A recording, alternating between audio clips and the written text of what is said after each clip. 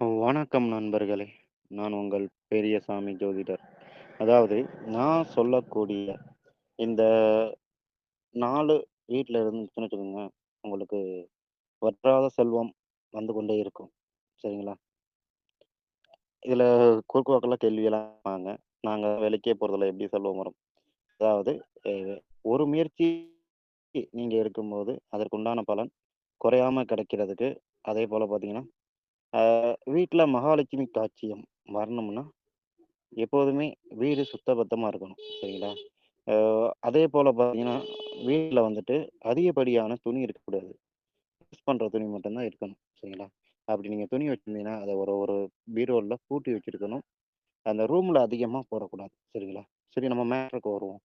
அதாவது நம்ம சொல்ல வந்த விஷயத்த சொல்லிட்டு போயிரணும். அ வீட்டில் அதாவது அதிர்ஷ்டம் பெருக வேண்டும் அல்லது வாஸ்துனால இருக்கிற பிரச்சனை தீர வேண்டும். சரிங்களா? இதற்கு நம்ம என்ன செய்யணும் அப்படின்னு பார்த்தீங்கன்னா, ஆ குபேரர் சிலை குபேரர் சிலை வந்து வீட்ல வச்சிருக்கணும். எல்லாரும் எல்லாரும் எல்லார் வீட்லயும் இருக்கணும். அந்த குபேரர் சிலைக்கு எப்படி வைக்கணும்னா, ஒரு படி எடுத்துக்கங்க. படி இல்லன்னா, வெண்கலத்துல இருக்கிற அ மரக்காய் அப்படிம்பாங்க. அந்த காலத்துல மரக்கா, ஒரு மரக்கா அப்படிம்பாங்க. அதுல சில்லறை காசுகள் சரிங்களா? ரூ. 5 சொல்ற கஷ்டத்துல அத ஃபில் பண்ணி வைக்கலாம். அது சின்னதா நீங்க எடுத்துக்கங்க. ரொம்ப பெருசா வேணாம்.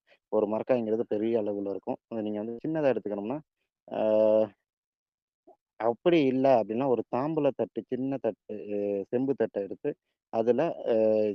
5 காயின கொட்டி வச்சு, அது மேல குபேர சிலைய வைத்து, அ அதற்கு பக்கத்துல ஒரு வெத்தல பாக்கு சரிங்களா? வச்சு 2 ஏலக்காய் வச்சு நீங்க வணங்கிட்டு வந்தீங்கன்னா, கண்டிப்பா வந்து வீட்டில் வந்து செல்வம் பெருகும். சரிங்களா? இன்னொன்னு என்னன்னா, வீட்ல, வெளியில சரிங்களா? மணி பிளானட் அதாவது மணி பிளானட்டுங்கிறது செடி. அது உங்களுக்கு தெரியும். எல்லாம் பார்த்துருப்பீங்க. அந்த செடிய வளர்க்கறது மூலமாவே கண்டிப்பா வந்துட்டு நிதி வளர்ச்சிங்கிறது அதிகரிக்கும். வீட்ல வந்துட்டு வேலை இல்லாதவர்களுக்கும் வேலை அதிகம் கிடைச்சு, நல்ல ஒரு பொருளாதார நிலைமைக்கு மேன்மைக்கு வர்றதுக்கு மணி பிளானட் நீங்க வளர்க்கலாம். அதாவது காற்றாடி மணின்னு ஒண்ணு இருக்கு. சரிங்களா? மேலலாம் நெறைய வீடுகள்ல மேல தொங்க விட்டுருப்பாங்க. தொங்க விட்டா அத லைட்டா டச் பண்ணாவே அந்த ஒரு சவுண்ட் வரும். சரிங்களா? அந்த அதிர்வலைகள் வந்து எதிர்மறை ஆற்றல்களை நீக்கிடும். அந்த நீக்குவதன் மூலமாக ஏன்னா மணிங்கிறது பொதுவாவே எதிர்மறை ஆற்றலை நீக்கிறது தான். கோயில்ல இருக்க மணியா இருக்கட்டும், அதேபோல வீட்ல பூஜைகள் இருக்கும்போது அந்த மணியா இருக்கட்டும், எதிர் எதிர்மறை ஆற்றல்களை வெளியேற்றுவதற்கு தான். சரிங்களா? அது வெளியேற்றுவதனால நமக்கு வந்து நன்மையான பலன்கள் நெறைய நடக்கும். சரிங்களா? அத நம்ம பயன்படுத்தலாம். வாஸ்து எந்திரம்னு ஒண்ணு இருக்கு. சரிங்களா? ஆ அதேபோல பார்த்தீங்கன்னா, வாஸ்து கோலம்னு ஒண்ணு இருக்கு. இல்ல மகாலட்சுமி கோலம், இல்ல குபேரர் கோலம் இதெல்லாம் தனித்தனியா இருக்கு. இதெல்லாம் வீட்ல அதிகம் பயன்படுத்திட்டு வந்தீங்கன்னாவே, எதிர்மறை ஆற்றல்கள் நீங்கி வீட்ல அமைதியும், செல்வ வளமும் பெருகும். அதேபோல பார்த்தீங்கன்னா, மயில் இறகு எல்லார் வீட்லயும் அந்த காலத்து வீடுகள்ல மயில் இறகு வந்துட்டு எல்லார் வீட்லயும் இருக்குது. இப்பவும் நம்ம வந்து வச்சுக்கணும். இப்படி வைக்கிறதுனால என்ன நடக்கும் அப்படின்னு கேட்டீங்கன்னா, எதிர்மறை ஆற்றல்களும் நீங்கும், செல்வ வளமும் பெருகும். சரிங்களா? அதையும் தாண்டி நீங்க அந்த இறகை தலகாணிக்கு கீழ வச்சுக்கிட்டீங்கன்னா, ஆ கணவன் மனைவிக்கு உள்ள பிரச்சனைகள் நீங்கி, அன்னைக்கு நிம்மதியா போகும். தாம்பத்திய சுகமும் கிடைக்கும். அப்படிங்கிறது ஒரு பலனாக நம்ம சொல்லலாம். சரிங்களா? இந்த மாரி நீங்க பயன்படுத்திட்டு வாங்க. அதுவும் இல்லாம, ஆ அதிர்ஷ்ட மூங்கில்னு ஒரு மூங்கில் இருக்கு. சரிங்களா? அதாவது சிறு மூங்கியா இருக்கும். இது நீங்க பொதுவா வந்துட்டு எது எங்கெங்கெல்லாம் பார்க்கலாம்னா, ஹோட்டல்ஸ்ல அதிகம் பார்க்கலாம். அப்புறம் ஹாஸ்பிட்டல்ல சைட்ல வச்சிருப்பாங்க. அது அதிகம் பார்க்கலாம்.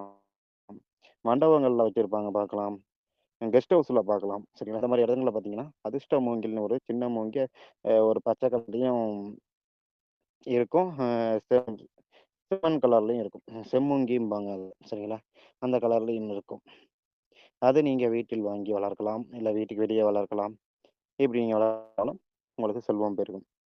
அப்புறம் சிறு நெல்லிக்காய் சரிங்களா? சரி அரை நெல்லிக்காய்ன்னு சொல்லுவாங்க. அந்த நெல்லிக்காய் மரத்த வீட்ல வந்து வளர்த்துக்கிட்டு வந்தீங்கன்னா, அது காய் காய்க்கிற பருவம் வந்தவுடனே உங்களுக்கு செல்வம் வரும். கண்டிப்பா உண்டு. சரிங்களா? இந்த மாரி விஷயங்கள் நீங்க ஃபாலோ பண்ணிட்டு வந்தீங்கன்னாவே, உங்களுக்கு வீட்டில் வற்றாத செல்வங்களும், எதிர்மறை ஆற்றல்களும் நீங்கி, வாழ்க்கையில் இன்பமும், மகிழ்ச்சியும் பெருகும். நீ நீங்களும் நல்லா இருக்கணும், நானும் நல்லா இருக்கணும். சரிங்களா? அதற்காக தான் இந்த பதிவு. நன்றி நேயர்களே.